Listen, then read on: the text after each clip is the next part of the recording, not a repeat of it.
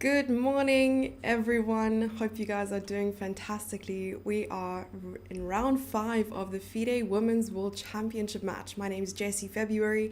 I'm joined here by Grandmaster Felix Bloberger. I hope I pronounced it correctly, and Grandmaster Tom's Kantāns. How are you guys doing today?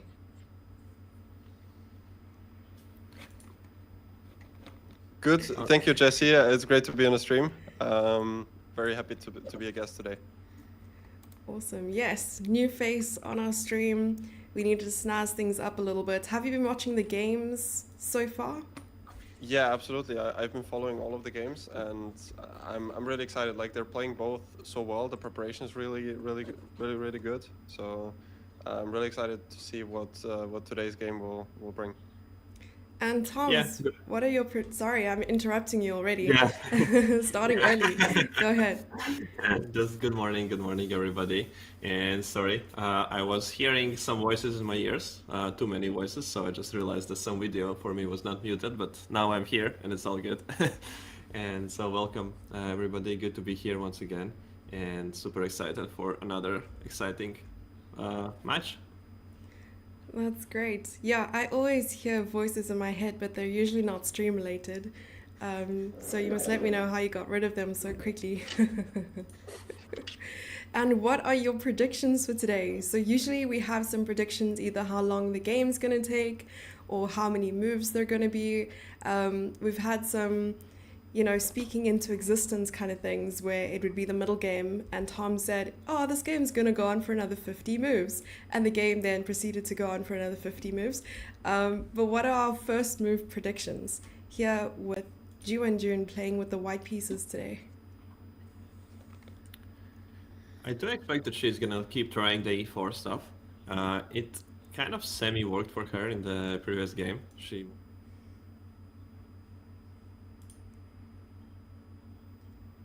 it seems to be something that she has prepared specifically for the match here, and just her. It's just I guess her reasoning is that Tan Zhongyi probably did not prepare E4 as the main opening which to play against before the match, so she's not trying her usual D4 or C4 setups and just pushing here heavily on different ideas in E4. Yeah, those are my thoughts. Really cool. And Felix, what do you believe here? Yeah, I totally agree with Tom's. I mean, her E4 openings have worked out really well here. Arguably, also was a kind of a big surprise to Tan Zhongyi. And I'm even more excited to see if there will be another Sicilian, or an anti-Sicilian to be more specific, and which one of those Juvenjon will come up this time. Could you explain quickly what anti-Sicilian is for noobs? Obviously not such as myself, but the ones people in chat. Yes. Yeah, well, my definition would be a Sicilian which is not open. So if you play without E4, Knight F3, and D4, that would be my definition. But maybe there's a better one out there. What do you think, Toms? Yeah, that sounds about right. But I guess the only way how to do that, if black does choose to go for 2e6, is to be playing some sort of version of a Lapin game with c3. Otherwise, eventually you do need to go for d4, and it does open up. And I think that's also the point of Tan Zhongyi playing e6 in every attempt so far, just really to force an open Sicilian, at least to some extent. But do you think we are going to see anything like a Berlin in this match at all? Because that's pleasant, of course, as we're not seeing it here. But is that a possibility at all?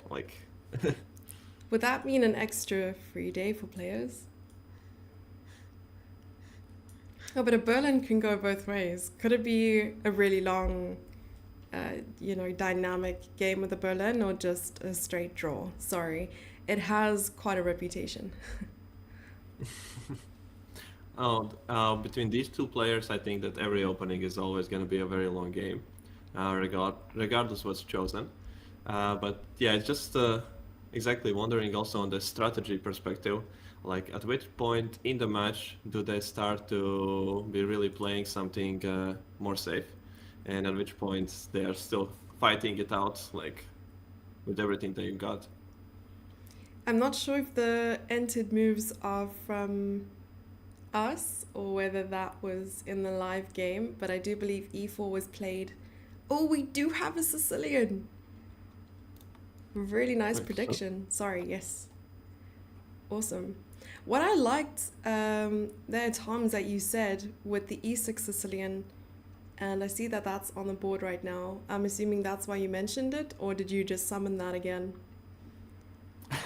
well, that's what she played in the first two games Okay. that they played together. Yeah. So yeah, that's and it just feels like she's going for it really to force some sort of an open line. And oh wow, but we do have something else today. We have a6. Ooh.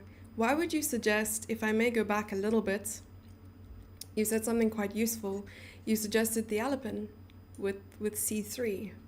Why would you say that this is a really good approach against the e6 Sicilian?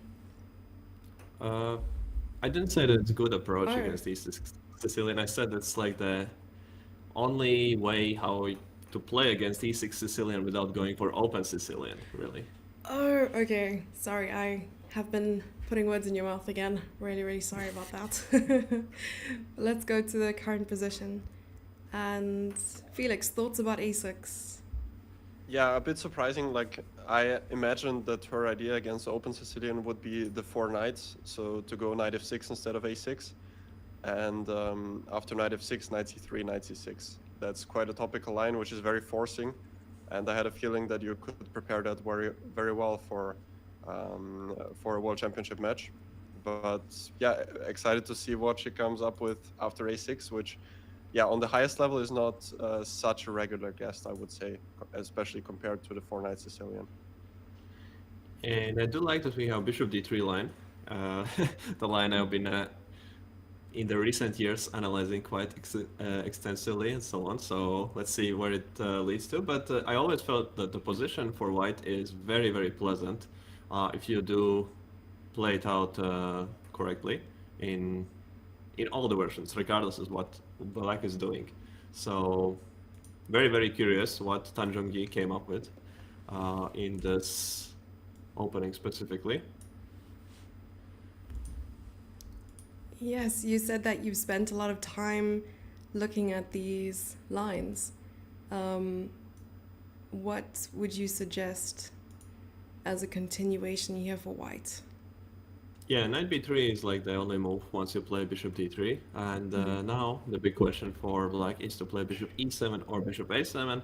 And bishop a7 being by big margin the better move, at least according to analysis, because the bishop is actually useful in stopping some white's ideas. And eventually when the king lands on g1, it's also preventing us to move the f-pawn, which could be one of the main ideas in this setup. So just for example, if we do go with bishop e7 direction, what typically white would set up in different move orders would be something along the lines, okay, bishop knight probably doesn't go to c6 immediately, that's wrong, but just for the idea of the structure, that white would eventually just go somewhere for f4, and then at some point when they are ready, finishing development, they would follow through with g4 attacking ideas. Still maybe bishop d2, bishop e3, rook coming to one of the c1, e1, and then just launching a big attack.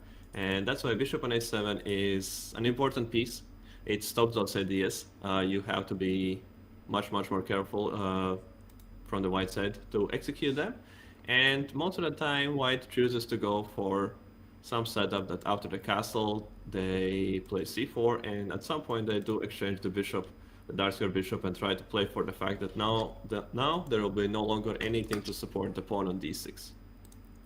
Is it crazy to think now that the bishop is sort of locked out of this diagonal that we could potentially play something like queen g4 and attack here? Yeah, I think queen g4 even is an idea immediately instead of short castle. But in this exact position, I mean, Toms is the big expert in the Khan as I can hear, but I do think queen g4 is not critical because of knight f6. Please correct me if I'm... Yeah, that is exactly the case. Knight f6 comes and taking the pawn on g7. We can of course show that also on the board for the viewers, as it might be very hard to follow here. So yeah, here knight f6, and we can't touch the pawn. we can't do this, and this position is giving minimum some sort of repetition for black, just attacking our queen, but they can also be playing for a win. There are also all the ideas with bishop takes f2, with rook takes g2, and yeah, it's not what you want to do. So if you do go queen g4, then the idea is that you simply quickly get the queen to g3, and sometimes you're threatening bishop h6 after short castle, but mainly you're going to be targeting this d6 point and the dark squares. I like that explanation a lot. It just felt like queen g4 was quite dynamic. I didn't once think about black giving up the pawn on g7, which reminds me of some lines in the French with the whenever. Yeah, but those lines also are, yeah, those lines are dangerous for black, of course, yeah. But yeah, here it's perfectly safe since white is simply not ready for it in any way just yet.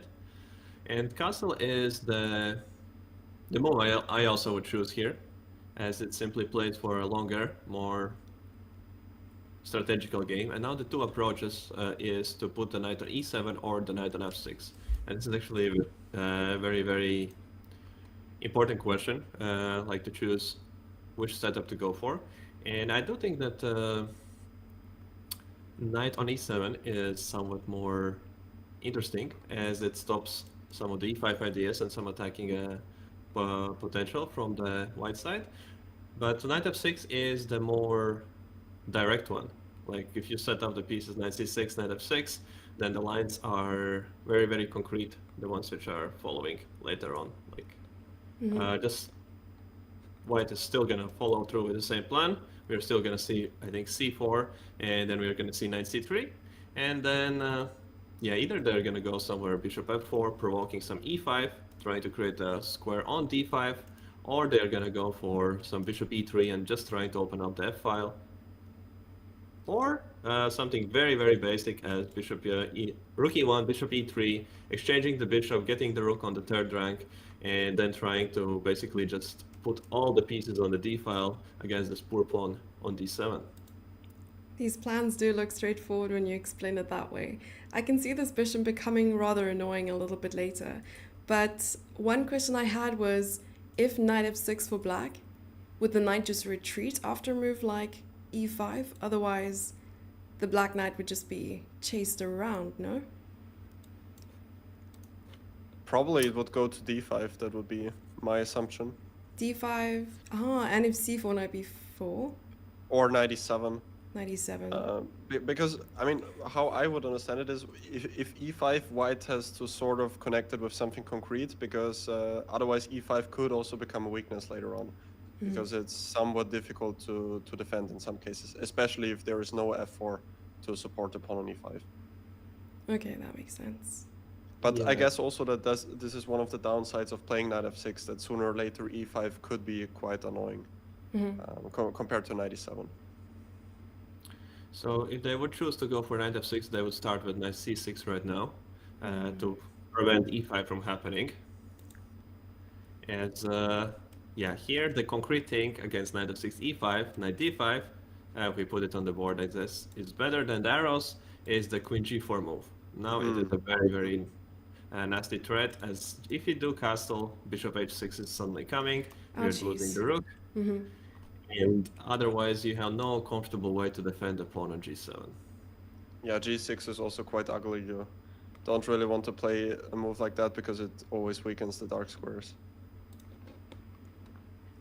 Right, that makes sense.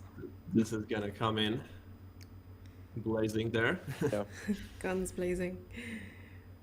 Let's go back one more. I have another question. So, in the instance of, knight to c6, as you suggested first, to prevent e5. I can see c4 was played in a live board. Sorry, I just wanted to go back quickly. Oh, and 97. Really nicely predicted there. What if rook e1?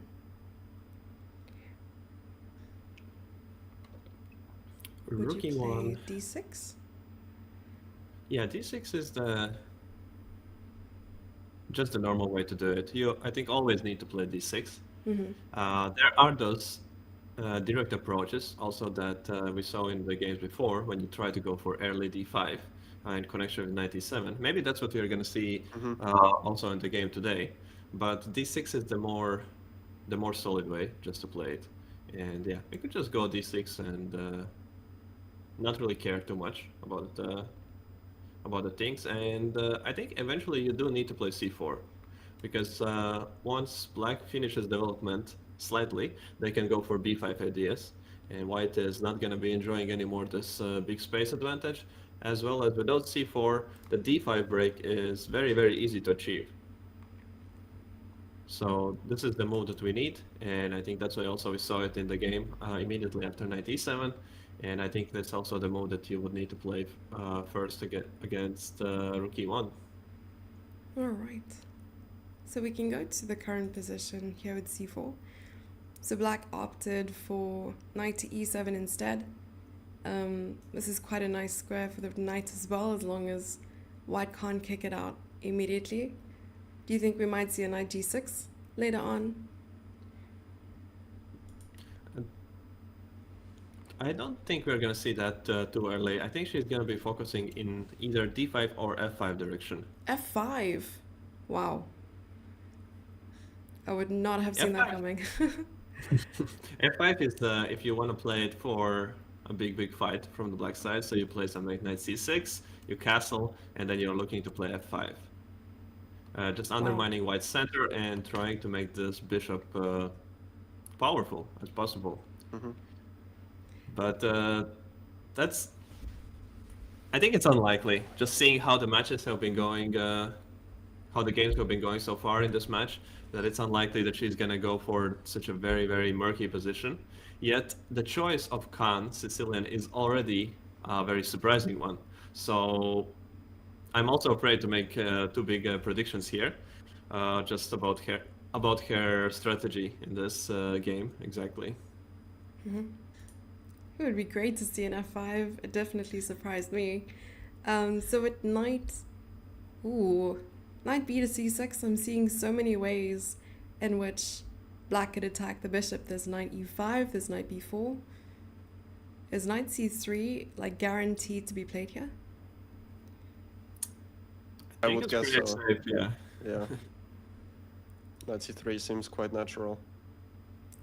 I would also love to know, how did you know about this f5 line?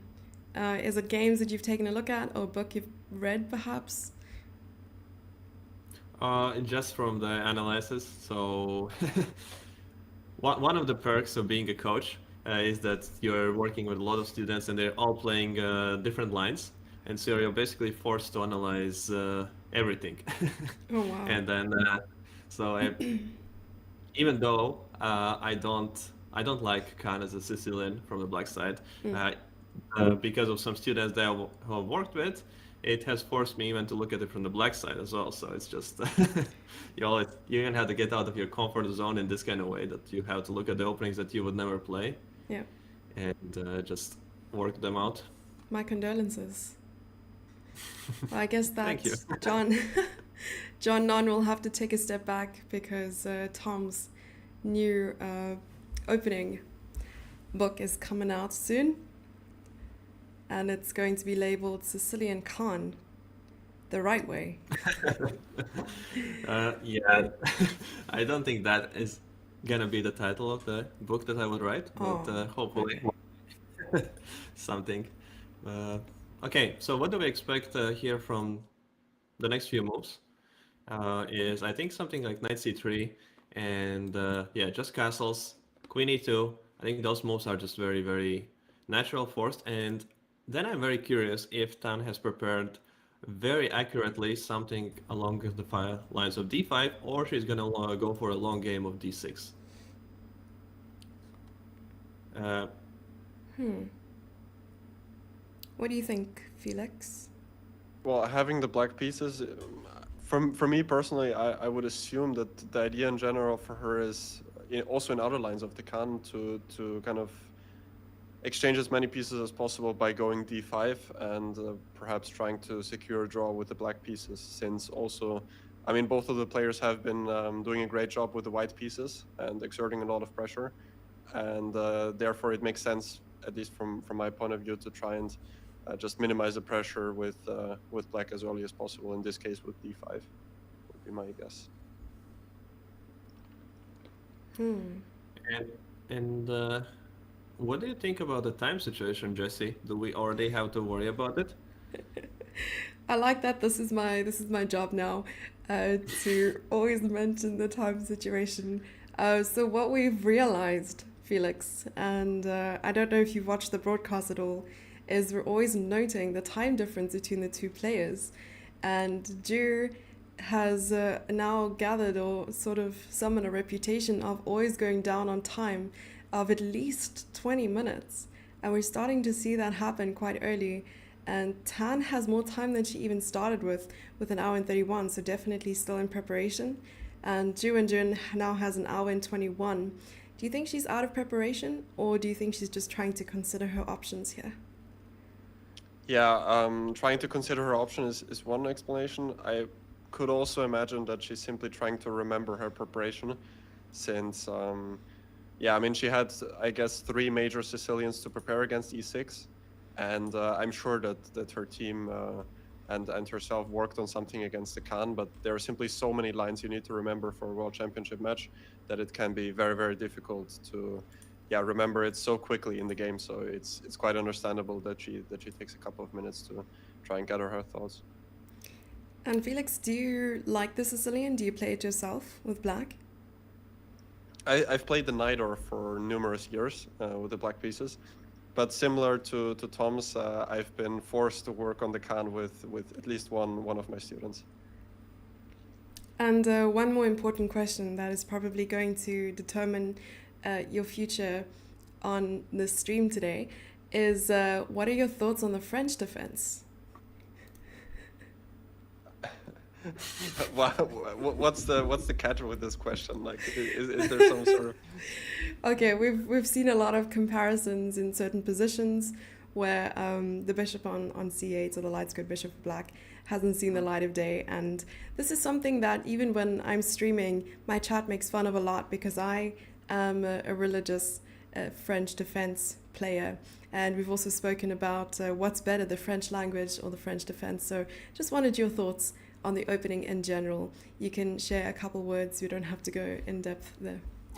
No, I really like the French. I've been playing it myself for quite a long time as well, because it's quite solid, quite stable. But as you said, you need to really get rid of this bishop on c8, otherwise it tends to be quite sad. Awesome, you can stay today. That was the test question, yeah? Yes, it was just like, now you can enter, yeah, open sesame. Yeah. No, I like that answer very much. And so you stopped playing the French. What are one of your main openings now? Do you still play actively? So I started playing the French more recently, but in general, I've become more solid. Like, I even played a Berlin with black myself against strong opponents. But yeah, more recently, if I'm really trying to win a game, I very often actually choose the French, because in my opinion, it offers quite good winning chances. Thomas, did you hear that? Tom's is not a fan of the French? Oh, I don't know. I think No. it's one of his favorite openings. Yeah, I almost got kicked out of here just because of this opinion. That's okay. They're nice. That's all it is. Yeah. So why do you think Ju Wenjun is thinking so long here? It is very hard to be preparing multiple lines, and it is one of the dangers when you're playing something that is not like your territory, like you're not so familiar with it. And she's not an e4 player. It's like you can really categorize people. Like, some people are d4 players, some people are e4 players, and some are that play everything. And just having to look at her games as much as I could. Well, she is not an e4 player. She sometimes implements it. She knows some lines, but she doesn't have like this, lifetime experience in e4 that she would have in d4 positions where she could adapt with ease. And the lines are very, very direct. So I think it could happen that she just cannot remember the the stuff that she has prepared. Since the knight e7 setup, it is very uncommon. It's not too popular here, exactly in this move order, this way. So if you would just look in the database, the number of the games would drop like very, very, very much. I don't know what are the numbers exactly, but knight f6 setups are more popular by very big margin. So this is something that Tan, I think, is playing for. That since Jun has chosen to play Sicilian, and then she is attempting to confuse her with some sort of sidelines that are still okay, but just going for the idea that she is unable to react on them that quickly, as she has to think, she has to remember, and well, I think it's also one of her match strategies, just to play on time. In some games, it worked out well to be pushing on time, like in the previous game and the game before. By playing fast, she actually did some inaccuracies, big ones, that in game 4 cost her chances to actually play for a win or to win the game. And also in game 3, it's likely that she did end up losing because of rushing a little bit. But in game 2, she won because of pressuring on time. So it's kind of evens out if you employ it well. But it must be one of her strategies just to push in this direction. It's definitely a good approach, knowing what Jun's weaknesses are. And we see an almost immediate 95 on the board. Tan, I believe, is still in preparation, and you said that this could be just a sideline she's taken a look at, and she's definitely well versed in it here. And what I also wanted to note was you mentioned that the 97 line isn't very common. Is that because the dark squared bishop is usually on a different diagonal, like sitting on g7 perhaps? It's simply that knight f6 feels much more natural, I guess, to people. And it's like the square where it's fighting for the center, attacking the e4 pawn, and still keeping the e7 square also free, maybe for some other piece. It's just somehow much more natural. And I think it just comes from the fact that Khan was played as a very big opening some years ago, when people were not so much relying on the engines and engine evaluations, and more relying just on the principles, how to develop pieces. And so this database tree with the number of games grew a lot. And then people, when they're looking at the position, they look at the opening book and they see, oh, this move is by big margin the most popular one. It looks fine. So what's the reason to look for something else? And in this way, just this gap is increasing and increasing between the most popular move and maybe some other move. And just to add some color here, as one would do in a salad, Felix, what do you think the idea is behind knight to e5? I suppose it must be quite annoying that white can't play f4 here immediately. Yeah, one idea could be to pressure the pawn on c4 with queen c7, but that usually doesn't really work also tactically because it's simply quite slow. So I guess the main idea is to at some point capture on d3 just to gain the bishop pair, and then sooner or later to break out with either b5, d5 or f5. So to me it seems like black has to generate some sort of play in the center to get her pieces out. I don't know how to add the other colors, I forgot. Tom's, I need some help. You can either you hold Control or Alt or them together, and that's gonna change the colors. So Okay, Control. If I press Alt, oh, blue, let's go. Control and if you Alt go is together, yellow. you can make it yellow, I think. Yeah. I just learned something myself. I didn't even know that Lichess has this feature. Like that's, I'm just mind blown currently. I don't think I only use the blue arrow and yellow one, but the red one is very, very important because it's just nice. Like green is good and red is generally bad. So when you want to highlight that the piece is bad, just going with the red one seems very, very natural. But if you need your student to slow down with a plan, yellow will be the perfect color to go for.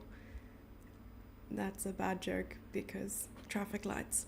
But moving forward, I thought it's because it's a calming color or Oh. something. Would bishop e2 to keep the bishop be a plan? Yeah, I think this is the big question. Does she keep the bishop, Mm-hmm. or she gives up the bishop to go for extra speed in development and just follow through with something like bishop f4 in this position, claiming that if you take here, then I'm gonna land my bishop on d6 Mm. and gonna feel very, very comfortable there. And I'm trying to remember the knight e5 as a move, and it being a sideline to a sideline is making it very, very, very hard to remember. And I'm not sure even if I have looked at it in any way. And if I haven't, then of course that's a mistake from my part, since some of my students could also be surprised by it. But It is on yeah, it's them an for not interesting move. watching the Yeah. stream. They gotta be watching your stream here.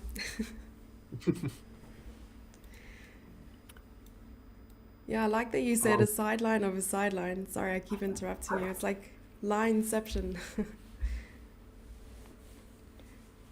What is your feeling, Felix? Do we give up the bishop and play something like bishop f4, just claiming that knight cannot take on d3, or do we risk losing some time and playing bishop e2 backwards? Yeah, bishop f4 would be nice if black has to take on d3, but I didn't really like bishop f4 knight 7 to g6, because then I'm not sure, like, I guess bishop g3 then is the move. Oh, she goes for c. Oh wow, so same idea, blocking the dark squares, giving up the bishop, and in the same process, time trying to close the bishop on c5. Mm-hmm. Wow.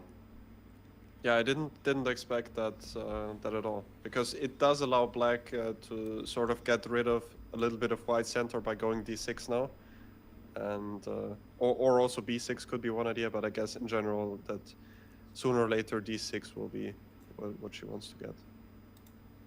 How cool would Even though now, D6 be right now?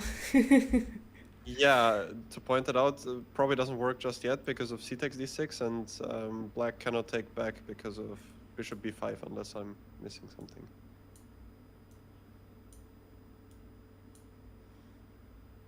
What a beautiful queen sacrifice until proven blunder. Yeah.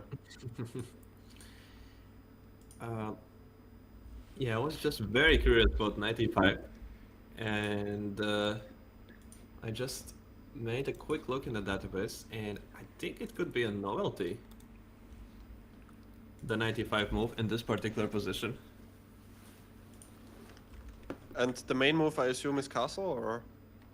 The castle and or d6, but it leads Okay. to the same position more or less. Okay. Like castle is the more flexible one, and then choosing, still keeping an option open to go d6 or d5 later on, or still even this f5 as well. Mm-hmm. Okay, so we have this position on the board. What about b6 now? What is gonna happen after that one? Yeah, that seems quite a natural response as well. And so my idea was here, we are just taking the pawn, right? We could take here, here, and grab it, and try to survive it. I don't know if it's possible to survive this position or not, but when possible, I do like to grab some pawns. But I guess here we are dropping it immediately. And what does black play?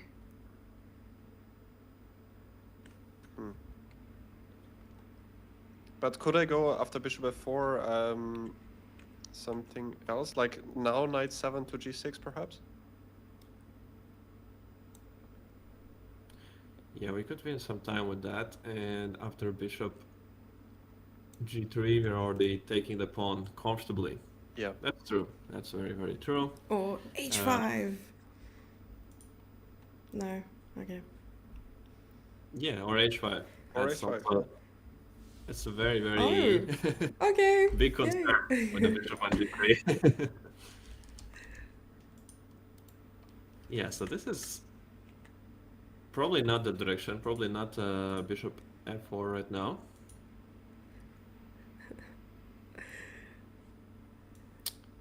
Is it bishop e3 then the move? Or do we just take? Or knight Yeah. a4 as well could be a possibility, just to ask some questions. What do you do there? Although after knight a4 we could just be met with take and d6, and Yeah. the knight again has to go somewhere.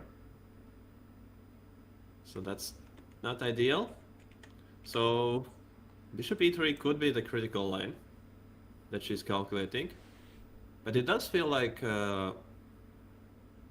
black has to have a wait for equality here. c5. I can't shake off the feeling that white shouldn't be ready for c5 just yet. Yeah, I agree. Yeah, something like bc5 here, for example. Looks like black is getting out with all of the forces. And now we'll have a very easy time moving the d pawn. Mm. This is the danger of playing somewhere early on c5. There's some other lines in Sicilian where black is trying to provoke white to play c5 and then trying to break it with something like b6 and taking control of the center. And here, with this compact piece placement with a knight on e7, that we don't have to worry about any tactics regarding f4, e5, I think it just works out very nicely. We don't have queen coming to d6, which is a big problem with the bishop on d3. So yeah, that's just very fresh kind of position, and players are forced to play on their own here. I think c5 is also just a move that she just came up by the board, just from the logic perspective, trying to capture those dark squares. And now Tan is forced to also play on her own. Yeah, also trying to take Tan out of her preparation since she's been playing almost instantly so far. So what I was also trying to find a way, and this is just because I really like my bishops, is to try and retain the bishop pair for white. So at some point bringing the bishop back to e2, that way also stopping the knight from coming forward. And I like the idea of putting the bishop on e3 and then eventually f4, but that's only because I'm very impatient and I like attacking. Well, but in general, it's a nice idea to try and push the knight away from e5. So that would, if white can make this work, I think that would be one of the best plans in the position. So maybe let's try. Let's just, oh no, but it's not white to move. So b6, bishop e2, sacrificing the pawn. Okay. And now bishop e3, simply. Perhaps, with an idea to play f4 in the next move. Although I'm not sure what's gonna happen next. If we just play very basic from the black side, just keep the pawn and not give anything. Yeah, it's not sure where the attack is going. We could pressure the d6 pawn, maybe, with queen d2, rook d1. Oh, I like that. Or queen e1, rook d1, and queen g3. I'm not sure which direction should we be thinking about. So it's not going to be easy to defend this guy on d6. I could defend it with bishop e8, but yeah, Oof. not so sure if I want that. Like castle, rook 81, and bishop e8, for example, but it does look kind of ugly. Ooh, and something like this. Yeah, that would be nice. Yeah. Asking the rook, do you even lift, bro? Something else I saw immediately, but I'm not sure if it works. If I go back like a couple centimeters, over here, I was looking at just trying to get rid of the pawn, maybe. Oh, but the knight's protecting it, so it's not a problem. And then, I'm not sure if bishop takes, rook takes. I'm trying to cover the lines with the chat so that I don't like look at it. Probably blundering, and then I'm not sure where the knight goes. To go here? And the problem is maybe d5. I don't know. Yeah, that seems to be problematic indeed.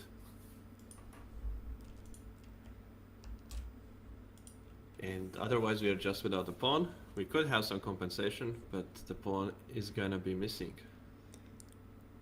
Well, I suppose the nice thing is that the rook feels a bit misplaced for now, though I can't imagine it being very bad on a square like d7. Bishop e7 looks and feels good for black.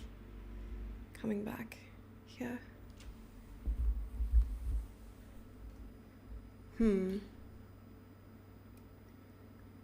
Oh wait, what's the current position? This one over here.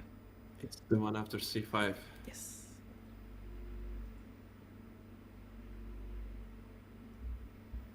So is there any way that this is somehow good for white?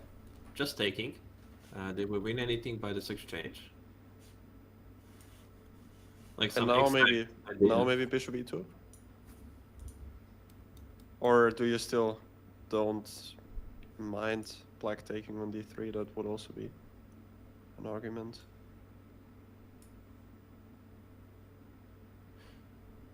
Maybe now what we want is the difference that we are able to move bishop to c2, as opposed to that when the pawn is hanging on c4, and we could try to set up some attack like this, and then just have the bishop working out, like working from h7.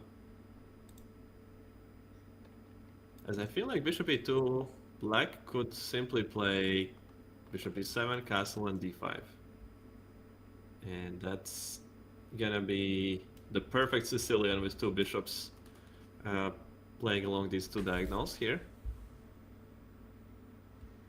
And trying to attack the knight with tempo. I guess the problem with bishop f4, well, let me do this to feel fancy. Bishop f4 and nope, just alt. There you go. Knight to d6. But then we might be stuck with the same situation as like bishop g3, h5. I'm not sure. Yeah, but h5 no, because then the bishop is attacking h5. Which I'm not sure if you even want to take. Yeah. Opening of the h file. It's a bit scary. Felix, in a position like this, would you prefer to play with the white pieces or black pieces?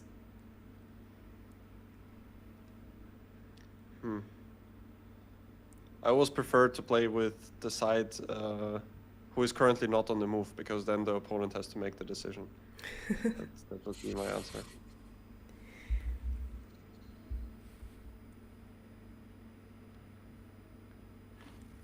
You must love dominoes, the ability to pass on your move. Yeah.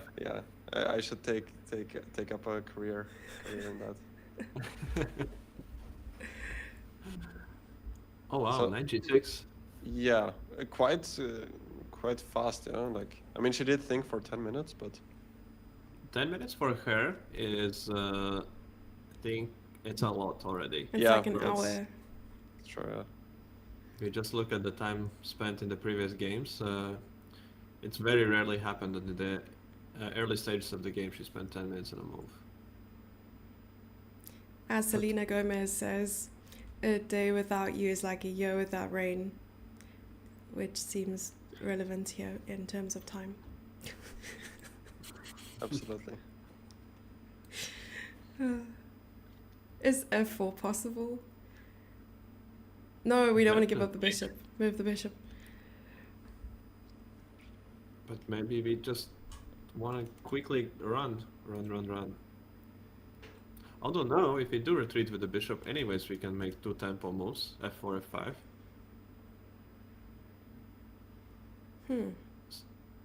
So what's gonna happen? Like, I'm not sure bishop e2 or bishop c2, which is the way to put the bishop. But what's gonna happen, let's say, after bishop back to c2 here? I guess short castle might seem logical. Again, b6 would be an option, but... So you want to play f4, I assume, yeah? Yeah, short castle, I do want to go f4. And if knight back to c6...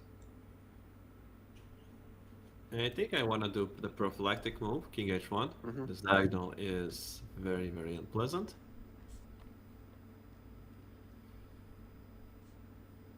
But if we do want a short castle, wouldn't we do that before playing knight g6?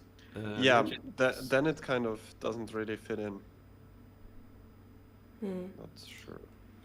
So I think she is looking to play somehow more aggressive, maybe queen h4 here.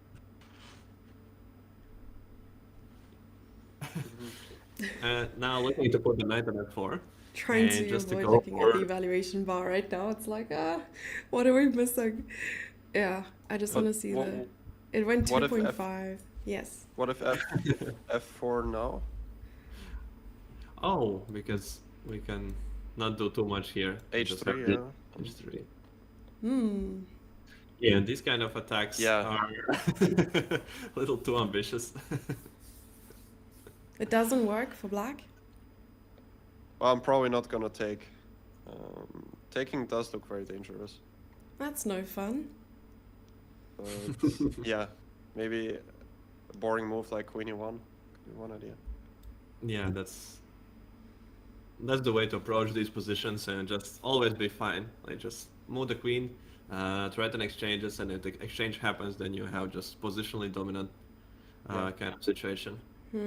You must be fun at parties. I feel like that was an insult, but I don't No. really get how. No, I've never insulted anyone in my entire life. Yeah. Alright, so knight to g6. And you were mentioning then- the prophylaxis, sorry I'm interrupting again, with king h1. Would bishop e3 do exactly the same thing? But I think you prepared it first, so something like bishop c2, castles, sorry, f4, knight c6, and bishop e3? Or would you not want to put your pawn in a pin like that? Yeah, the pin factor is what makes it not feel like such a big prophylaxis, and we could just be facing d6, and at least in some way, black gets out with the pieces. And it doesn't stop b6 from coming anyways. So I feel like it doesn't achieve as much as I would like it to achieve just immediately. Yet, yeah, but I would be very surprised if castle is the way she wants to play further on here. There must be some other idea. Oh, Something that she's looking in this for. position? Something attacking.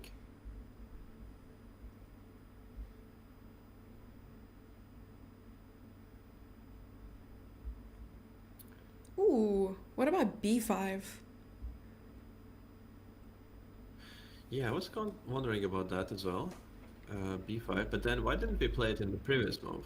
Again, my question would be, if we want to play b5, why not g6? Yeah. Because en passant is always forced. So here after white takes, maybe queen takes or bishop takes. Bishop takes looks fine to me. But here f4 looks kind of unpleasant once again. And we're just losing a bit of time here with those knight moves. And the bishop on a7 will probably not see the light of day so soon now. Yeah, same line, kind of king h1, stopping d6, and it's gonna get tough to get this one out. Especially that e5 is coming and knight e4.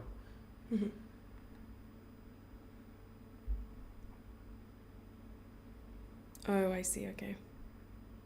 Yeah, She's that is planning something, but what is it? plotting and What planning. is her plan? But usually you can see right into their heads, Toms, what's happening today.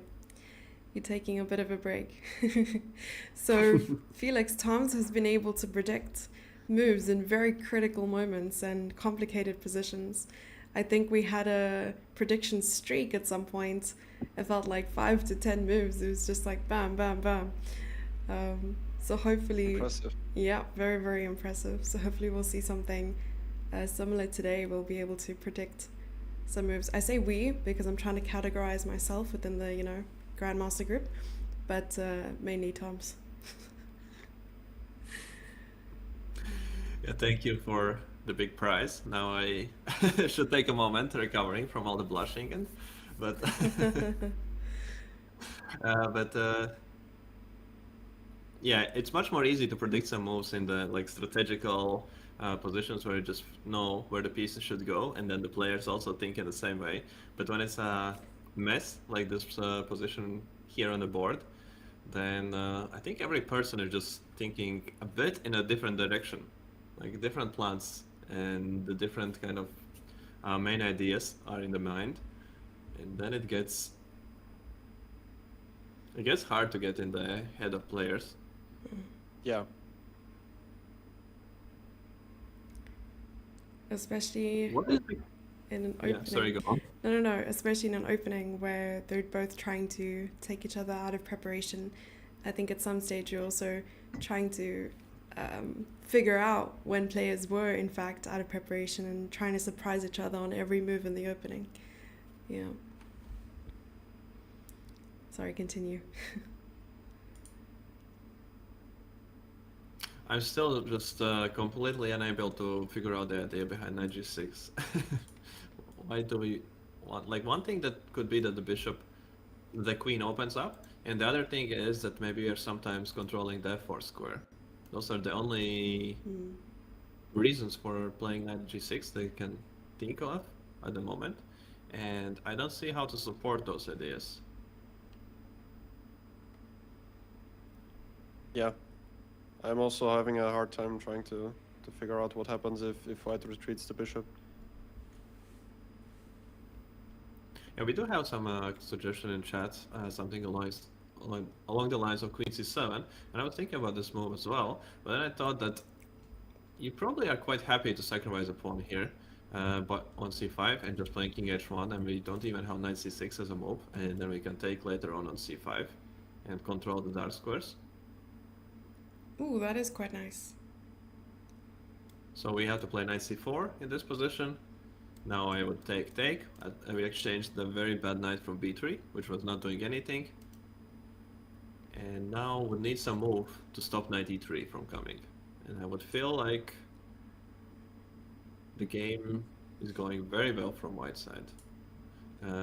Would you agree that this is nice? Or black is gonna be out in a few moves and it's actually nothing special? Maybe e5 works tactically in that position. And if knight e3, knight e4. Unless I'm missing something. Ah, you can take on c2. That's a big issue. Even though still it goes on, but my idea was knight takes d1, knight takes e5 when the knight is trapped on d1, but Oh, queen takes c2. But even this is Oh. still possible, right? yeah, Yeah, that also. Play against the bishop on c8, which is never gonna get out ever. Just put the rook on c7, the rook on c1, and Yeah, then it starts to look pretty nice for white. So maybe e5 could be one idea in that position. So interesting developments in the live position, if I may, so sorry. But bishop e2 was played instead, and b5.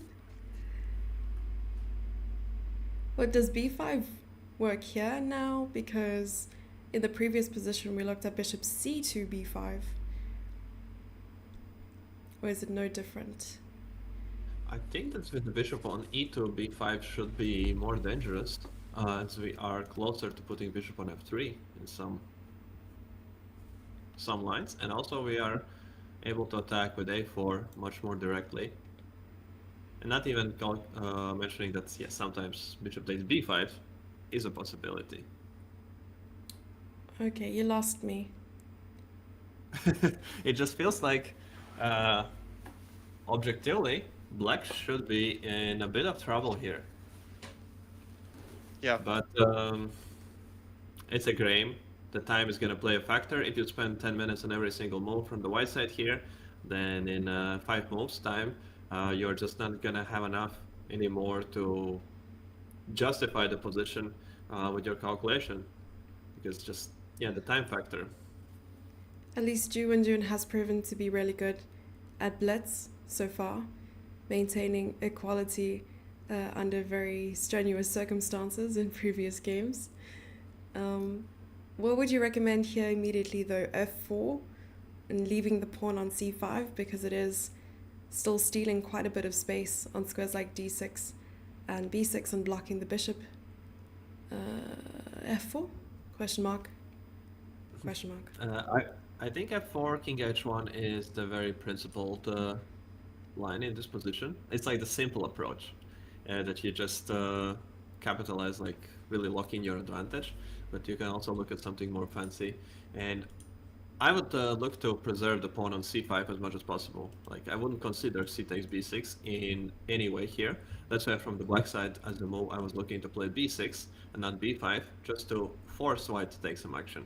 Because with the b5 on the board, white can just hold on to the pawn, and this pawn is seemingly doing a lot of work. Yeah. That would be my feeling just.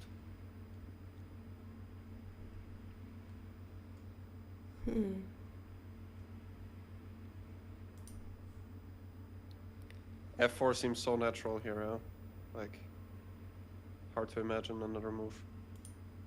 I guess we can start with king h1 and play f4 in the next move. Yeah. Prophylaxis is key. So f4 is played. Yeah, it's played out. And that's not a big surprise. It's just, it's a valuable move that you can do with the tempo. So generally just make those moves and you don't worry about it too much. And now after knight c6, it's possible that you can still consider, I think, also e5 as an option immediately. I was looking at that to just capitalize on the space almost immediately and making sure that the d pawn never moves.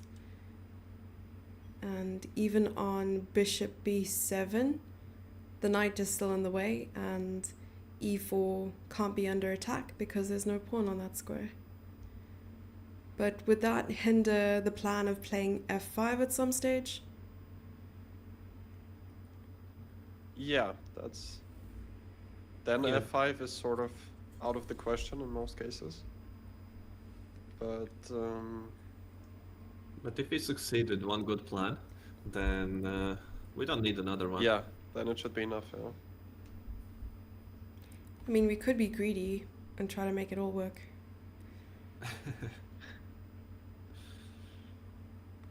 Yeah, and still that with the e5 bishop is coming to f3 very nicely as well.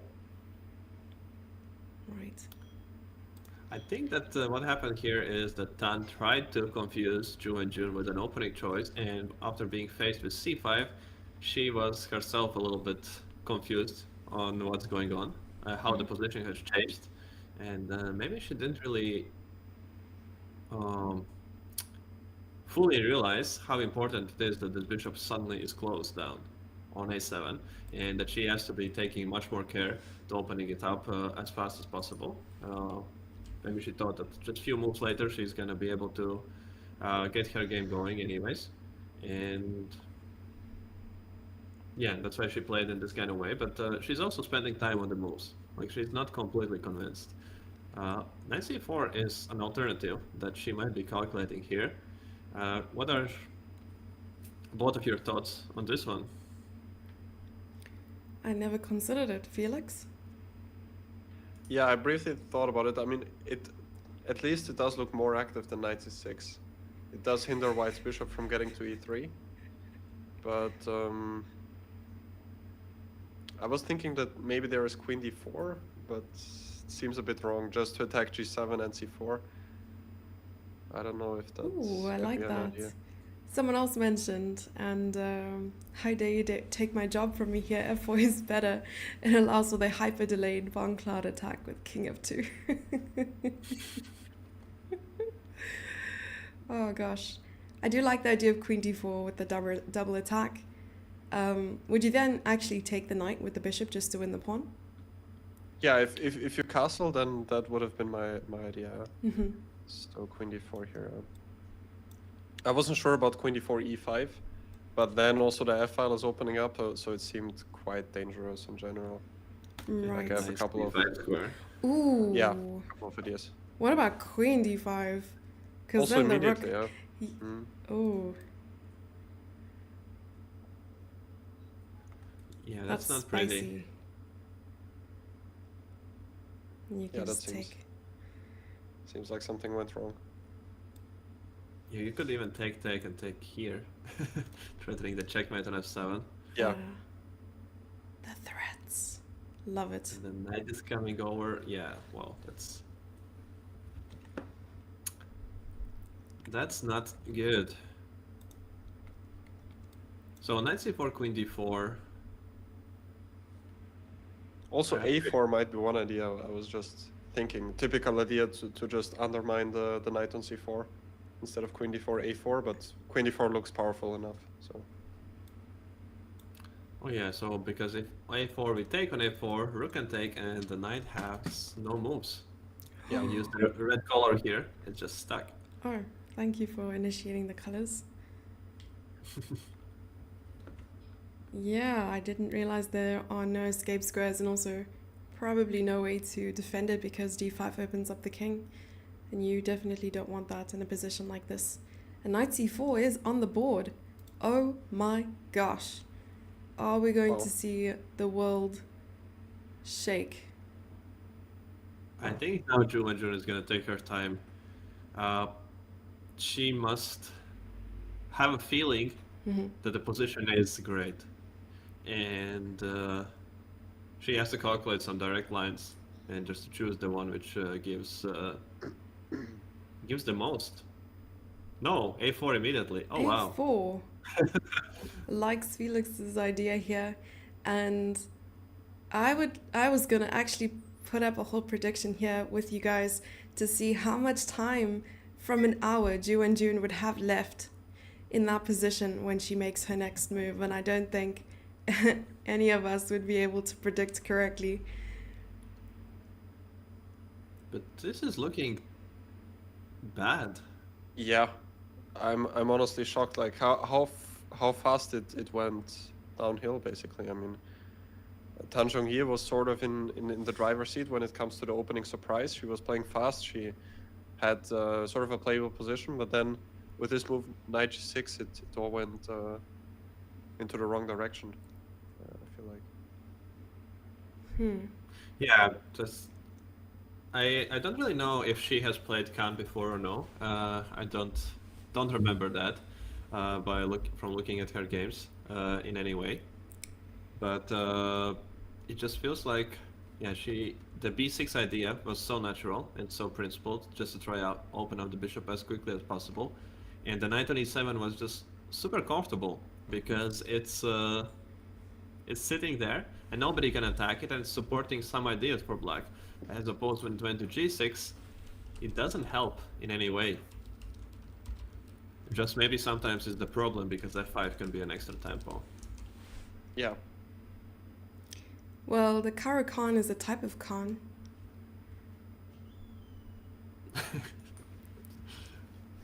Though I'm not sure if she's played the Karo Khan all that much.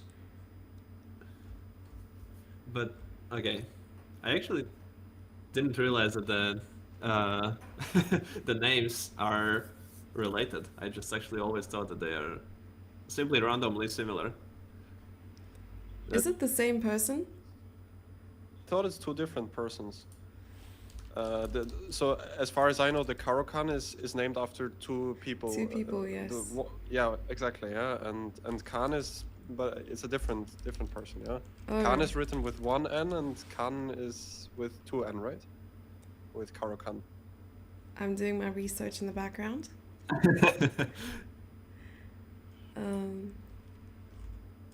B4. Oh wow. Are we gonna see quick queen d4 now? No, bishop c4 is possible. What is going on? Bishop c4, bc3. And also, like, what is happening after knight d5? Isn't that almost like a killer here? Just positional killer.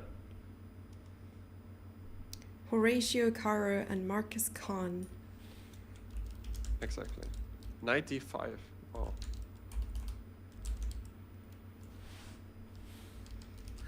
But knight d5 I could take, and I could... Ah, you take with the queen, yeah? I take with a queen, but you do have knight b6, unfortunately, and then queen takes and bishop b7. Yeah. So maybe it's not that bad. I thought it's immediately winning, but maybe you can still survive it. Like we take, king h1, bishop here, a5. Oh, that's a nice move. And Sorry it to should be better interrupt for white for sure.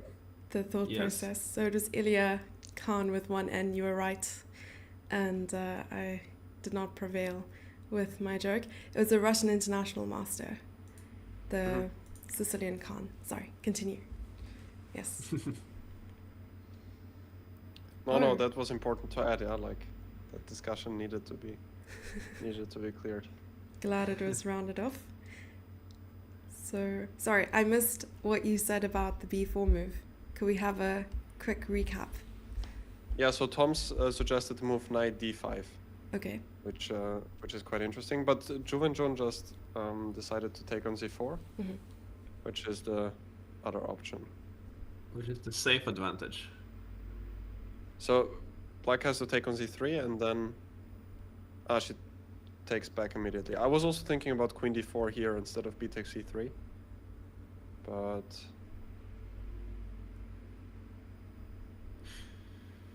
I think that one thing maybe which sometimes makes the job of winning some games for Ju and Jun harder is that in the positions where she clearly sees that, okay, this is definitely better for her, she is not so eager to look for some lines that maybe are even more better. She's just fine to have any advantage and then just to grind it out. So now we are pawn down, but we have doubled the c pawns, and all the black pieces are actually going to get out. So it is some relief, I think, compared to the position that we had 2 moves ago. Do you think she rushed a little bit? Well, both players That's my seem to feeling. be. That she did rush a little bit, yes. But I also am not convinced about bishop b7 now needing to be played, rather than just to use the fact that you can finally castle from the black side.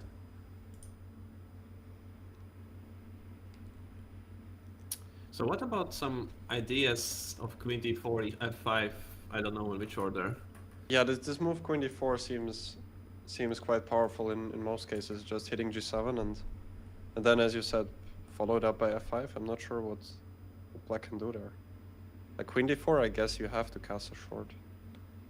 And if I mean- f5 immediately, does that work? Because the king is still in the center. Oh, but f5 then just knight knight e5. e5. Okay, Yeah. I understand. So I guess the main point of queen d4 is to cover the e5 square, but also to attack g7. But it could still work out also f5, knight e5, queen d4, and if you take on c4, I could maybe take on g7. And then on rook f8, we have bishop h6, and But I have still queen e7, and you have f6. Then or take on e6 simply. Mm-hmm. I don't know. It's just looking around here, but knight queen d4 feels to be the more natural way to start it. And yeah, just attack g7 pawn. So just to show on the board what we are speaking about, and that now after castle we do play f5, and there is no longer knight e5 possibility. And the bishop e7 move didn't really help that much. So, and now after e5, we do have this very powerful bishop, and then poor knight on g6 still doesn't know where it's going or what Queen it's doing. e6 looks very, very nice. Queen d6 after e5. Am I missing something? Yeah. Sorry, I don't know if there's a tactic. All right. No, it's probably, it looks like a great move. Then you'll even take on e5 maybe on the next move. So. Or Yeah, I guess don't you think the have no queen option. looks like it's getting trapped because it can always escape to d4 at the end of that, because I was looking at bishop to b8 and so on, but not too much of an issue. But the pawn on f5 looks super scary. I would be terrified And this bishop on c4 is also quite a monster, as you mentioned. Yeah, this looks devastating. What do you think is don't going under- through... Sorry, I'm interrupting again. What do you think is going through the players' minds at this stage? I think Joe and Jun is happy with the position, but maybe too happy. Too happy. Oh dear. And that's why we saw a quick change of like the character of the position. I can't shake off the feeling that this is the moment where we could actually get a game deciding advantage if we are accurate in our calculation from the white side. Okay. Like everything seems wrong from the black's position. Maybe even most like knight to b1 could be something. Oh no, the knight a5 is possible. Okay, I take that back. But just perhaps bishop taking this queen d4 idea was the one to just to secure the advantage indeed, or just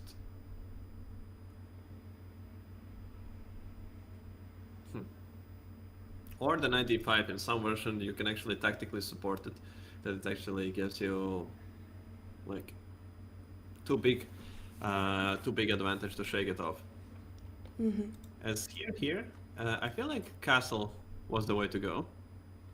And now we don't have queen d4 tempo. So it's kind of like a prophylaxis in that way. And after f5 we have knight d5 and d6 is in the air. Maybe d5 even, sometimes we sacrifice the pawn just to get everything out, but probably just d6s. Or bishop b7, f5 we could sometimes consider, although I wouldn't want to play it, but then at least the knight on g6 is not so bad. But it's the move that you have to make. Like if you look at this position, you're not going to castle long, and you're not going to keep the king in the center. So getting the king quickly out out of harm's way seems like a natural way. But again, don't choose to go for very safe. Just bit too safe in this case, you could argue, perhaps.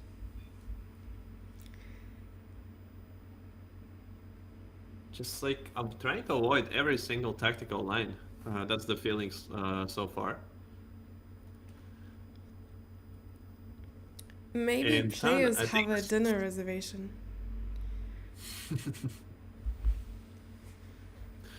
And it feels like Tan in this game is trying to lure Ju into any tactical line, and Ju is avoiding every single tactical line, and they are going back and forth like this. More whiplash for the viewers, spectators and commentators alike. We were often referring to these matches as like a tennis match. You're like back, forth, back, forth. You don't really know what's gonna happen next. Yeah. But nothing has been more unpredictable as the openings we've seen so far, I believe. Especially with the amount of preparation that's gone into it, finding sidelines and so on. And I think at some point we were also referring to the database quite often to see if there were games. And yeah, a lot of the time we would just go out of book very, very fast. What would an idea here be for the white pieces? Going with f5 immediately? I think it's the safe approach. Her idea is just to, with a queen e2, she just wants to finish development and secure the pawn. Mm. King h1 perhaps, just to step out of this pin. It very much looks like the move that she could make here. And on queen c7 or on rook c8. Yeah, I mean, what I don't like now is that I cannot go to e3 with the bishop because always e4 is hanging. So. But it does take a lot of time to take on c5, because in some line where we would, for example, play queen c7 or rook c8 and take, we can just take, and get bishop a3. So yeah, you do need to prepare a lot before it's possible. I was more worried about f5 here and something like knight d4. Mm-hmm. I don't know if that works. This guy is shooting strong. Sorry. Yes.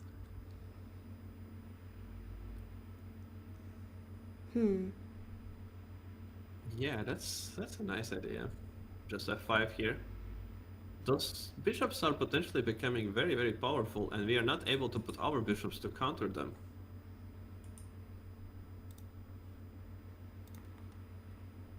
This is still the position, but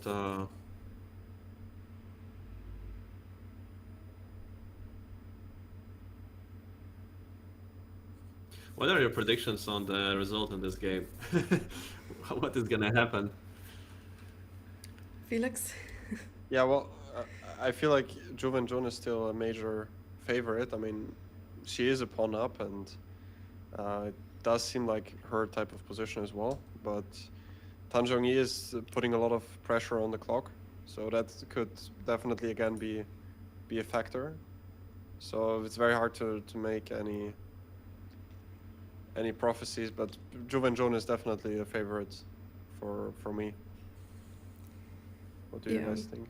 I was gonna say about maybe the time situation. Now, my opinion has flipped a bit. If Ju Wenjun spends more time in the position finding not the correct ideas, but rather than safe, a little bit more dynamic ideas, it might end up in a win for Ju Wenjun. But I'm also wondering if she's quite content with an equal position, or whether she's still aware that things are quite advantageous for her. What about you, Toms? I am very disappointed in her last few moves, to be honest. And yeah, so my prediction after feeling a few moves like that in a row would be that we could see Tan overtaking the game rather quickly, like with just simply getting her active game in and causing some tactical problems. Of course, it's also always remains the question if you're playing quickly, if you catch the moment when you do have to go for tactical kind of idea, if you feel it's now and you have to like really dig in and calculate, or you just keep playing quickly, and then there is little advantage to having with such a more complicated, more murky position. But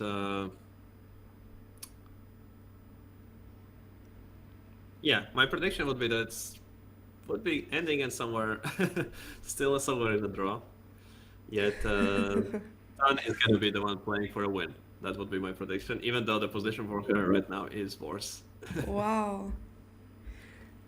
And you are speaking things into existence. I feel like I can see so many different ideas for white that I would love to execute. I mean, anything from rook d1 to playing f5 and also trying to just even gain another pawn at some stage, because I feel like even though white is a pawn up here, we're looking at double pawns on the c file, isolated pawn. I suppose black also has an isolated pawn on the a file.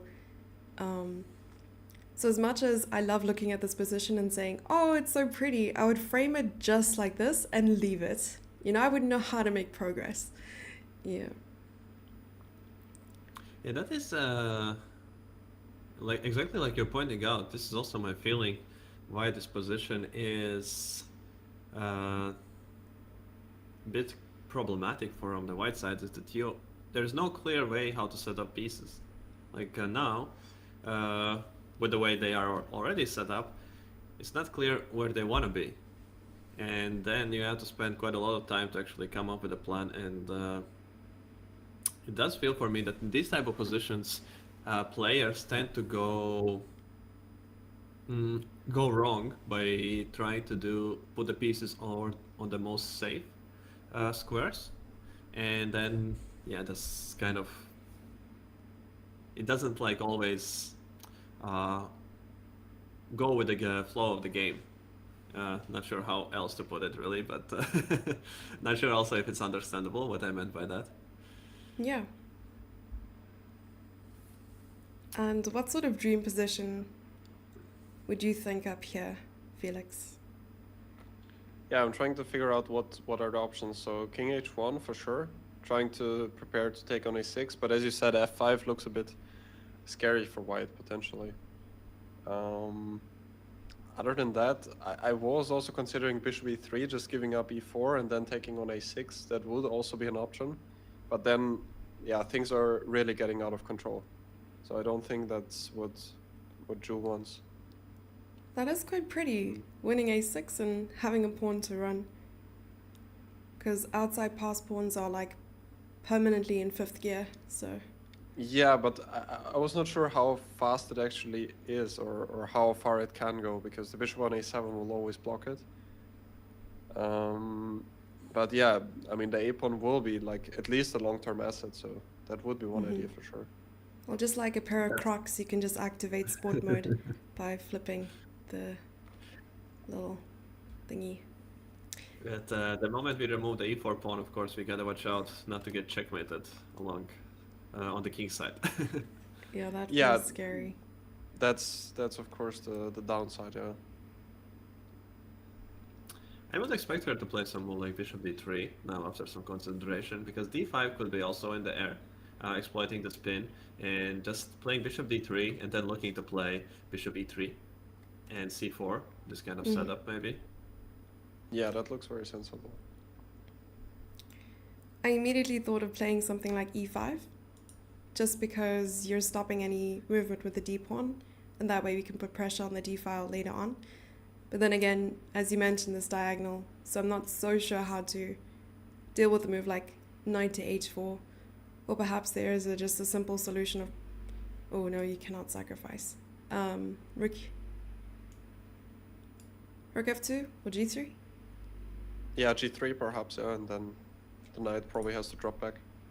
So you're speaking about this position here, right? Yes. Okay. I think it's best if we put it on the board. Sorry, It yes, might I be- like somehow in my brain the bishop was on d3. Yeah. But g3 seems just the safe option because the knight really can't go anywhere.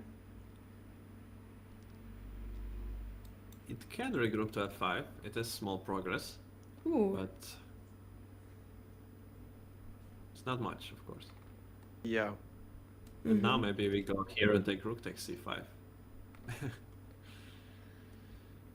okay, so rook d1, rook c8, bishop e3, and you don't actually mind giving up the bishop with this pawn structure? Or bishop a3, that would also be one. Ooh, I Be a do lot like that. to give up the bishop. Oh, but just a question. How do we stop queen c7, queen c6? Mm, Yeah, We that's asked a nicely. great point. okay. We just asked nicely not to do that, yeah? Them not to do that. And bishop d3 is on the board. Wow, starting out early with the predictions. Bishop to d3 is a very safe approach. Probably with the same concerns that we had discussed earlier. And perhaps for the moment as well, stopping ideas of f5 maybe?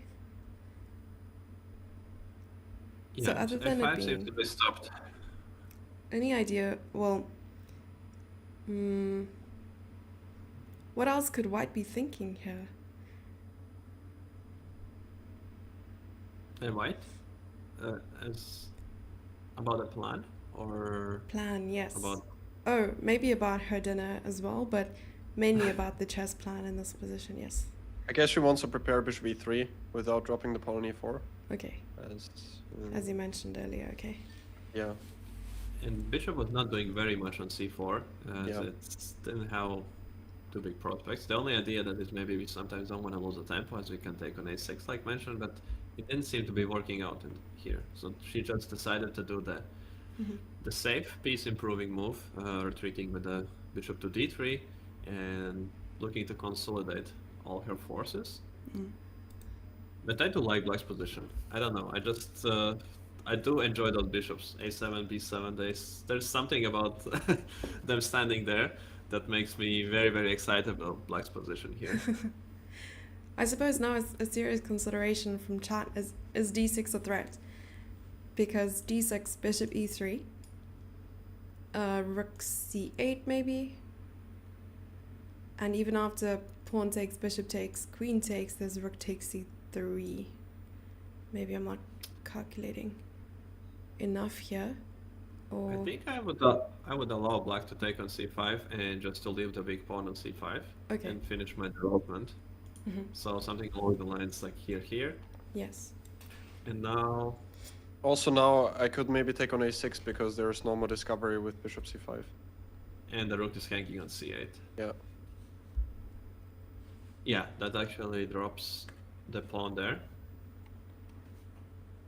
But even about these kind of positions, I don't think I want to take on c5 immediately. While there's a pin on this diagonal and so on, like just improving moves. And this is the kind of advantage I think that Ju enjoys playing with. When the pawn structure is understandable, like it's completely clear what's happening with the pawn structure, and you can just push on the strategical ideas. And the bishop on a7 all of a sudden is just out of it completely. Sorry guys, could you excuse me for a couple of minutes? I have a phone call that I should answer. No Yep. problem. We'll try to hold up the fort while you're gone. We could even use this opportunity now, Felix, to go on our first break of Yeah, today. sounds like a good idea. Yeah, we need Without a Tom's, coffee refill. it's not. Without Tom's expertise, it's not nearly as efficient. Ouch. No, I'm just joking. I completely resonate. No, let's go on our first break and we will be right back in about 5 to 10 minutes. Enjoy the little groovy music from the break screen.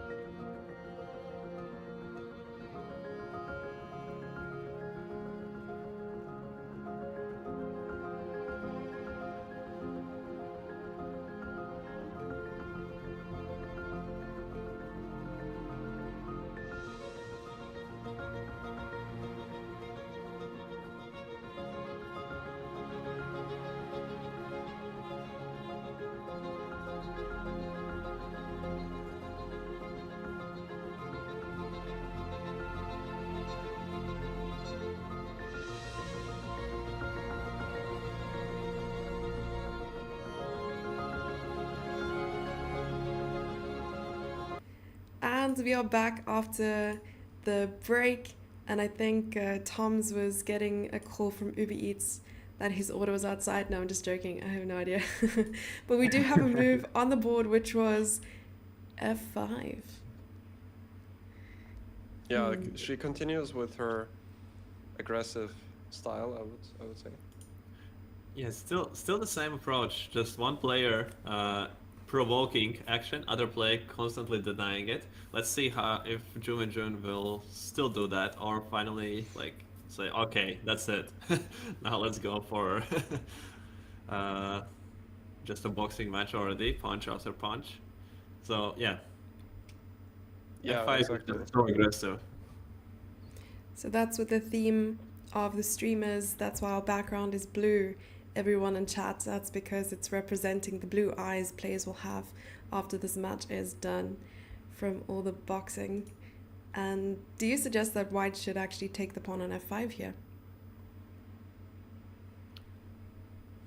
Does seem so. quite logical. I think she should accept the challenge with either e takes f5 or with e5. But I like ef5 more because it also gives white some targets like the f5 pawn, and it opens up the c4 g8 diagonal where there could be some checks. So Do you think her idea after taking is knight h4, or she's yeah, looking I was just to wondering take? that, or if she wants to take. What happens after knight h4? That's a good question. Do we know? Can I take on e6, or is that too much? Ooh, let's do we it. should. Well, that feels really good. Because taking on g2, what does it really threaten, I suppose? Yeah, also I'm threatening e7, which is quite unpleasant. That deserves the blue. Okay, but don't we just take now on e6? Oh, then bishop e4. Then bishop e4 is of course just good enough. Yeah. So that doesn't seem to work. Probably. Okay, can we give up on the e7 threat and just try to... Like, is there any sort of attacking idea where we can be fine with white playing e7? I was thinking about knight g2, but I don't think it works because e7 and if queen c7, giving up the rook, but I think I have enough ways to defend with bishop e4 later on. Yeah, the bishop e4 is the problem defensive idea. Yeah, it doesn't look good. It does not look good. Maybe now just queen c7 could still be played, although queen h5 defends everything and attacks in the same time. I even like bishop takes h7, but maybe that's a little overzealous. Yeah, It's also a nice idea. it's exactly just take the pawn and give a check and take back the knight, and that's it. But So- it would be nice always to neutralize the bishop on b7, I guess, with bishop e4, because to me it seems like the bishop on b7 is by far black's most active piece, or most powerful piece, especially in combination with the knight on h4. Yeah, I would. Yeah, I agree with that. That conclusion, and so then most likely after takes, her idea is just to take and not allow bishop e4, just to keep this as a powerful piece. And look for some knight h4 ideas, maybe in some of the next moves. Yeah, again, I would love to exchange this bishop on b7, like bishop c4 and then bishop d5 somehow. Like bishop c4, king h8, and then perhaps queen d3, if that's an option. That is. Or rook d1, but... Could we met with something like Yeah, bishop yeah, e4? yeah. Yeah, that doesn't fully work. If I'm in time to get bishop d5, I would be quite happy, but... You could get rid of the bishop immediately by playing rook f3 as well. Yeah. That's effective way to deal with it. Although I'm not certain even if she Full would of take solutions. it. No, she would, yeah. She would take it, of course, yeah. But Maybe you could also put the bishop on d4, that looks like a nice square, like bishop e3 to d4. Ooh, and all of a sudden it's blocking black's dark square bishop and attacking at the same time. Yeah. I like that.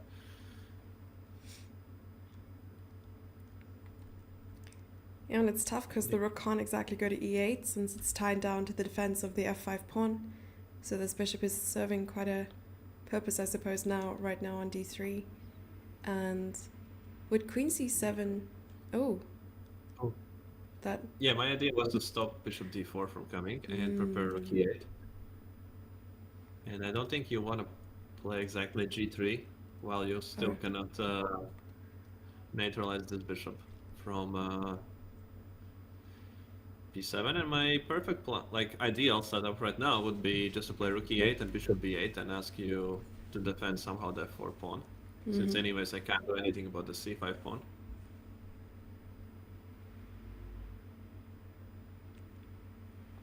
No, but this, I guess just queen f2. It's a very, very simple approach to it. And we just keep the extra pawn on c5 and all the attacking ideas are disappearing. And on something like queen h5, we can actually exchange the bishop if we want to. nifty. So I take back my queen h4 suggestion. That doesn't seem to be the way to go. On the surface, it does look very strong, though. I also like the bishop e3 to d4 idea, taking control of diagonal. And I'm trying to find ways to bring the rook in. That's sitting on a1. Would you leave it there, or... What about something like this? Oh my goodness. And bishop d4 here? I just have to try these kind of lines. You know, and now I'm just trying to get things working on the diagonal, the light squares. Maybe queen c7? And rook f2. Yeah, rook e8. Yeah, tricky. And then maybe knight h4, queen is c6. Okay, let's say queen d2. And Not What enough. about queen h5? Oh, yeah, my idea was now to take, and if queen c6, rook g2 to block the diagonal like that, which wouldn't work after queen h5. That's why I wanted to put the right. Oh, okay. queen to d2. Yeah, queen c6 is stronger than I thought. But yeah, rook g2 is very effective, and in just a couple of moves, white is gonna consolidate all the pieces, and white's gonna be in big trouble. I don't manage to bet a rook to g6, just... That's an issue. Okay, but one can dream to make something like this work. I'm also certain that Tan is not playing f5 to play a positionally worse position. Like, she didn't need to play f5, I think. She could have went for some other ideas, so she's playing it to get the game going. And so there could be a plan of something very, very unexpected and very sharp for her.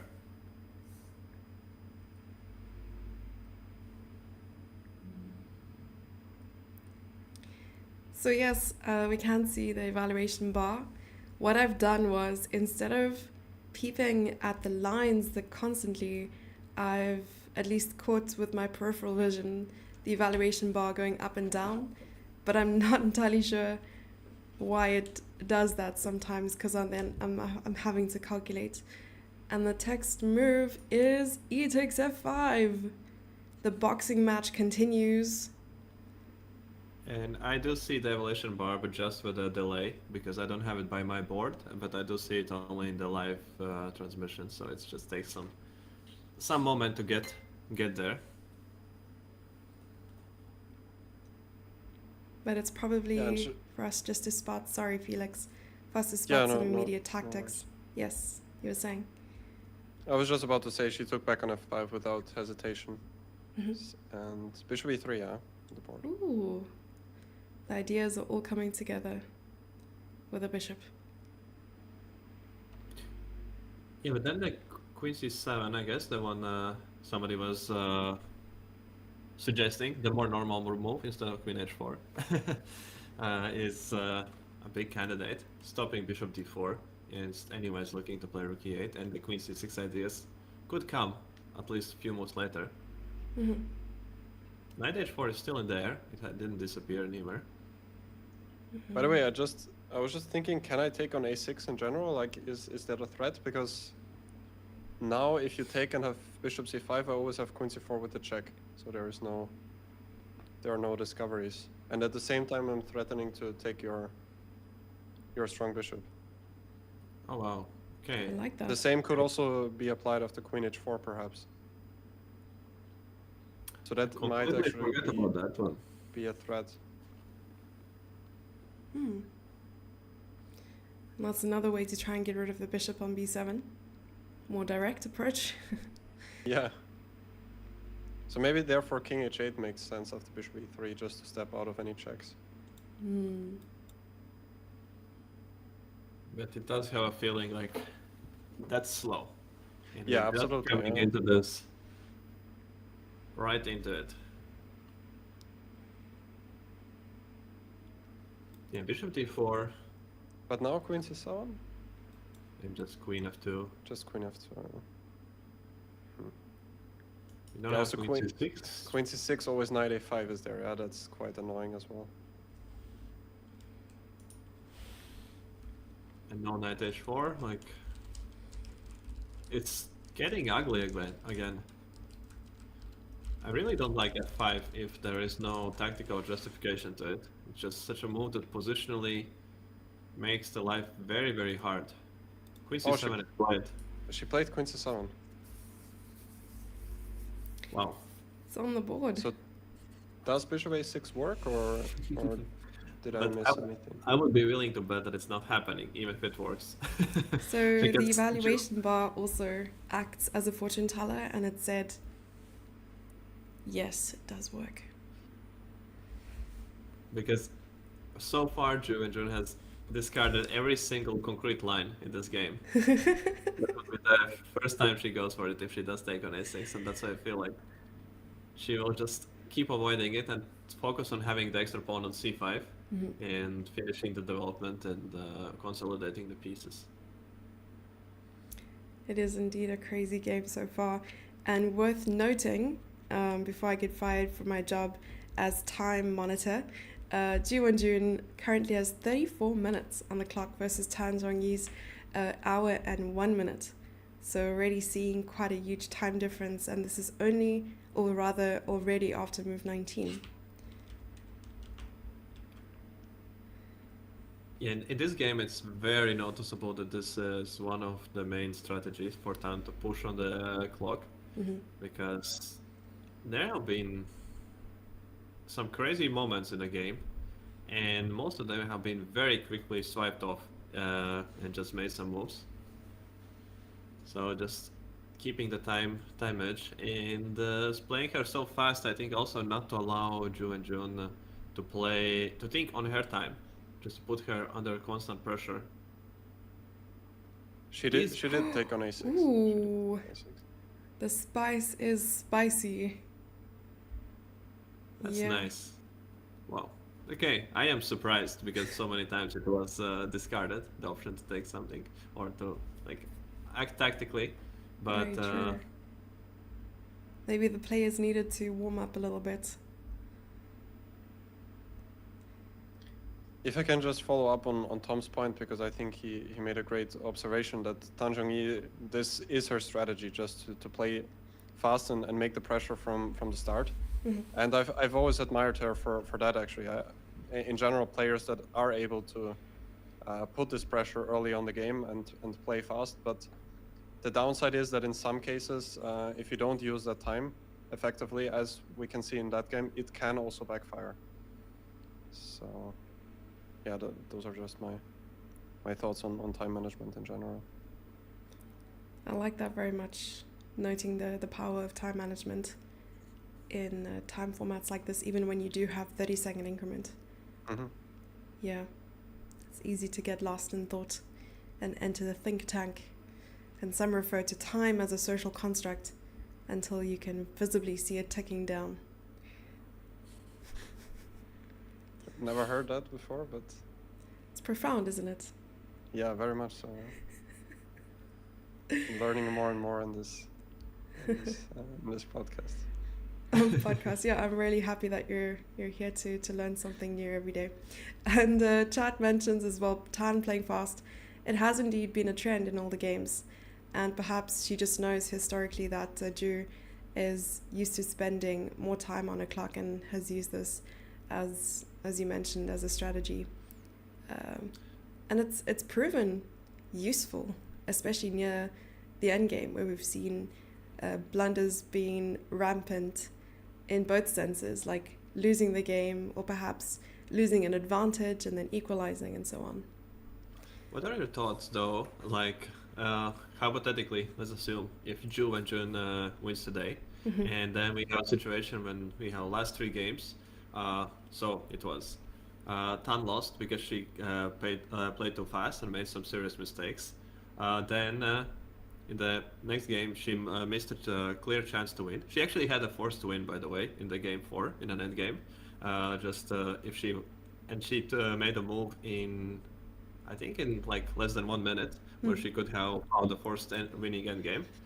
And now again, if she, because of playing faster, doesn't manage to control this complicated game and she loses, do you think, is there any chance she could change the strategy and start spending more time, or it's just the way she's gonna play till the end? Well, she could be changing her strategy so much that in a couple days we'll see her in a brand new city, which could change the dynamic of the match very much so. Because I feel like often when you are playing in a venue, you need a round or two to settle in. You need to sort of get the feelers around the playing hall and that sort of thing. I don't know if it happens with the two of you. Do you find that you get comfortable very quickly? Guess it depends on the place. Sometimes yes, sometimes not at all. I agree. It's just, and not even about the location, but I think it's more about the vibe of the place. Like what vibe is the playing hall giving? Like if it's familiar, comfortable for you, or it feels like off simply. Has it given bad vibes before? Like ghosts walking around and stuff, or? Yeah. Only on the board. Oh, ghosts on the board. I hate those. Yeah. Seeing ghosts and believing in your opponent's plans too much. Yeah. Do you think, and this is an off-topic question before we head into the trivia of today, actually it's 2 questions. The first one is, do you think playing chess and being a professional chess player has changed your personality in any way?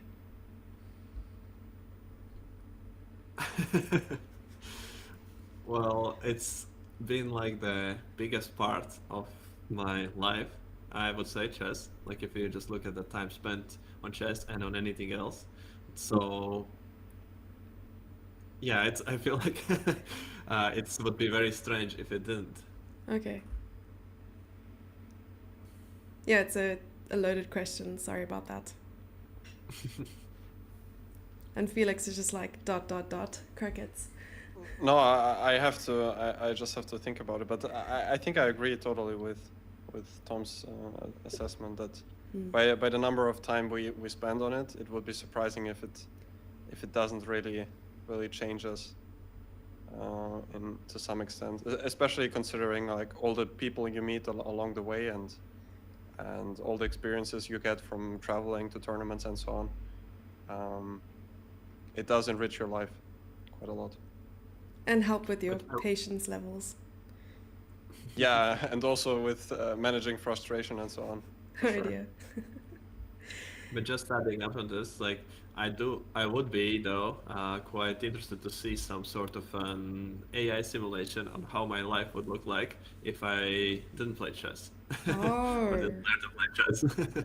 Right, because I see both of you also started at a very young age. So as you sort of build your personality over time, chess has influenced that right from the start. So that AI different timeline would be very, very interesting indeed. Yeah. And the second question I had in the beginning of the match, or not the match, the game, Toms, you had a notion or reservation about the results. Has that changed? Sorry, could you expand on that? Yes. How do you mean it? So in the beginning of the game, we were speaking about our prediction of the result of this game. Has that changed for you at all? Yeah, after bishop takes a6, I'm no longer optimistic. Okay. It doesn't feel like. I think that f5 was it was just too much. If too much simplification to play this one actually for anything from the black side. And now the bishop a6 is just such a huge blow that we are just gonna see the game for two results. And there seems to be even more rushing today by Tan than usually. Like this opening choices, those opening moves, kind of critical positions super fast, and then again like f5, like she's still not able to slow down really, somehow to just objectively think about the position. That would be my feeling. And at some point you have to start doing that. Even if you're playing fast and you're playing complicated position, you have to get objective, I think. And or calculate, just precisely calculate. And there was a comment in the chat that f5 was played, and while opponent was thinking, then she realized that she does need to just take back ef. The knight h4 is not working or something like this. And I would agree with that statement, like that maybe she just played it on a whim. Okay, that f5 looks fun, knight h4 is interesting, I'm gonna see what happens and then calculate later almost. And it doesn't actually work out, and just now we are stuck in a position where, yeah, white is dominating.